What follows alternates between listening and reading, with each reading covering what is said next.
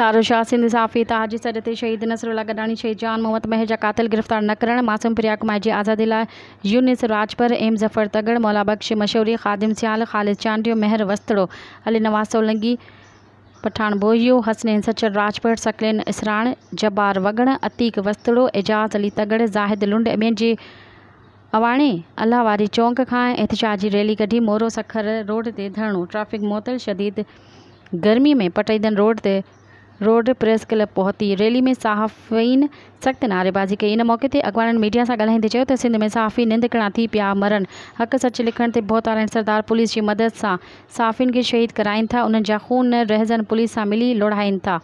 Police बोहतारनि जी ख़ासि सहूलियतकार आहे। असां हुकूमत सिंध खां मुतालबो था कयूं त फ़ौरन शहीद नसरुल्ला गडानी शहीद जान मोहम्मद महर जा कातिल गिरफ़्तार करे ऐं प्रिया कुमार जी आज़ादी कराए।